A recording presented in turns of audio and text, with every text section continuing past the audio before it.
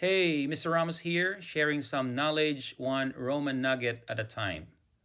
Today we're diving into something that's not just ancient, but still all over your schoolwork, legal systems, and even memes. Let's talk about Latin and Roman literature, or why half of what we say sounds fancier in Latin. Latin, the OG of European languages.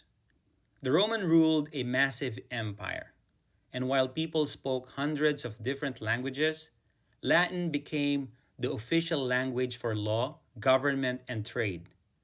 Even though Greek was popular, Latin was the boss language. Fun fact: Latin was used all over the Roman world, from rainy Britain to the desert of Egypt.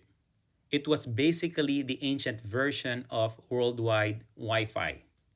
Quick question: what was the official language used by the Roman government?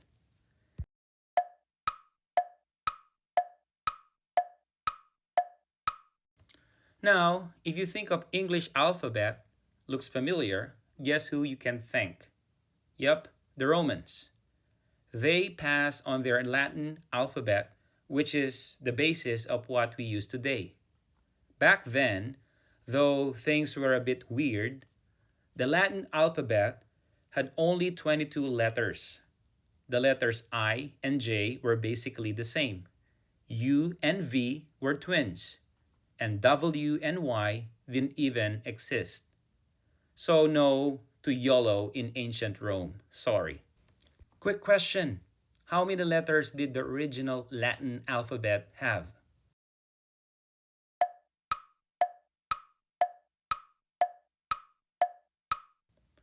Now, let's talk about what came after Latin.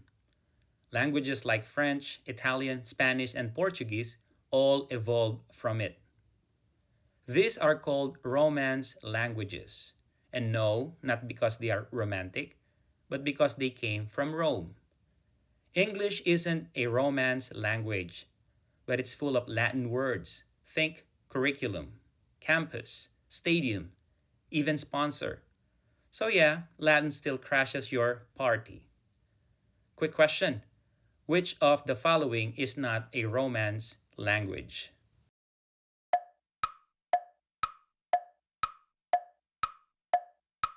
Let's switch gears and get literary.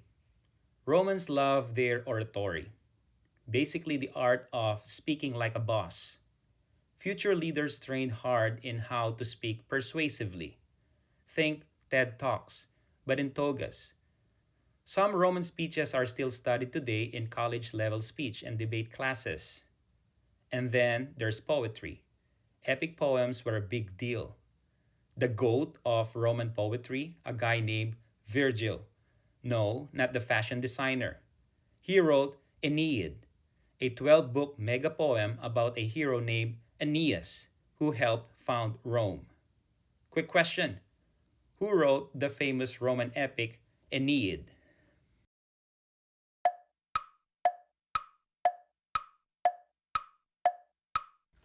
Romans also dug deep into philosophy. They borrowed ideas from the Greeks but made them more practical. Stoicism was especially popular. It basically said, do your duty, accept your life, and don't freak out when things go wrong. Sounds like ancient Roman self help, right? Quick question: which philosophy was most influential to Roman life?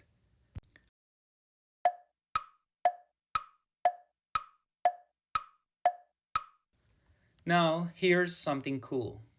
After the Roman Empire fell, their books could have disappeared. But the Roman Catholic Church preserved a lot of Roman literature. So, yeah, monks basically saved civilization. Fast forward to the Renaissance. Around 1400s, and bam, Roman literature made a comeback. People realized that reading Roman works was like opening an ancient treasure chest. Quick question: who helped preserve Roman literature after the empire fell?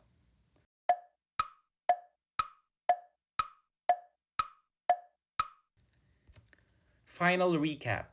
Let's run through those questions one more time. Number one, what was the official language of the Roman Empire? Number two, how many letters in the original Latin alphabet? Number three, which language is not a Romance language? Number four, who wrote the Aeneid? Number five, most influential Roman philosophy. And number six, who preserved Roman literature?